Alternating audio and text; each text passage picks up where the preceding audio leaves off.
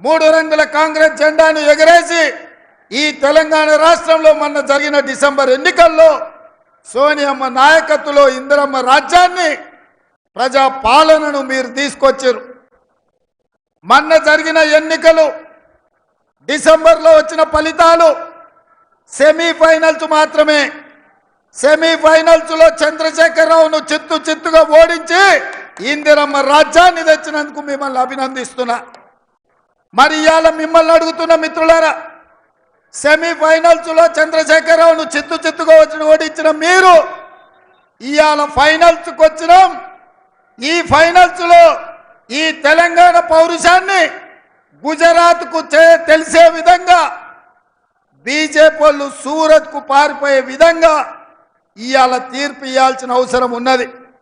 ఈ ఫైనల్స్లో బీజేపీ నరేంద్ర మోడీని ఓడించాల్సిన బాధ్యత ప్రతి ఒక్క కాంగ్రెస్ పార్టీ కార్యకర్త మీద, 4 కోట్ల తెలంగాణ ప్రజల మీద ఉన్నది. ఎందుకంటే 10 సంవత్సరాలు ప్రధానమంత్రిగా ఉన్న నరేంద్ర మోడీ ఈ తెలంగాణ రాష్ట్రానికి ఇచ్చింది లేదు. బండి సంజయ్ కరీంనగర్ జిల్లాకు తెచ్చింది లేదు. ఇవాళ ఈ వేదిక మీద నుంచి తెలంగాణ సమాజానికి నేను గుర్తు చేయదలుచుకున్నా, ఆనాడు పునర్విభజన చట్టంలో ఈ తెలంగాణ రాష్ట్రానికి బయ్యారం ఉక్కు కర్మాగారాన్ని, కాచిపేట రైల్వే కోచ్ ఫ్యాక్టరీని, 4000 మెగావాట్ల విద్యుత్ ఉత్పత్తి ఎన్టీపీసీ నుంచి మనకి ఇవ్వాలని, ఐటీఐఆర్ కారిడార్ ఇవ్వాలని, గిరిజన యూనివర్సిటీ ఇవ్వాలని, ఐఐఎం ఇవ్వాలని, ఐఐటి ఇవ్వాలని, పాలమూరు రంగారెడ్డి ఎత్తిపోతల సాగునీటి ప్రాజెక్టును జాతీయ ప్రాజెక్టుగా ప్రకటించాలని 2014లో సోనియా గాంధీ గారు, మన్మోహన్ సింగ్ గారు తెలంగాణకి ఇచ్చారు. ఇవేవి చేయలే.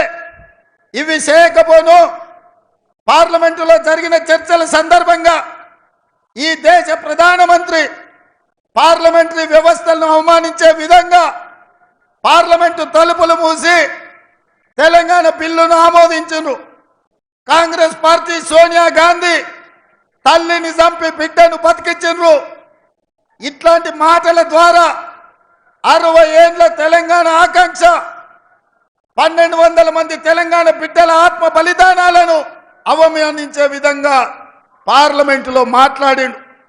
నేను ఇవాళ అడుగుతున్న బండి సంజయ్ని, గతంలో నువ్వే ఎంపీగా ఉన్నావు కదా, నరేంద్ర మోడీ గారి మాటలు మాట్లాడినప్పుడు నువ్వు పార్లమెంటులోనే ఉన్నావు కదా, తెలంగాణ తల్లిని అవమానిస్తుంటే, తెలంగాణ రాష్ట్ర ఏర్పాటు ప్రక్రియను తప్పుపడుతుంటే ఎందుకు మౌనంగా ఉన్నావు?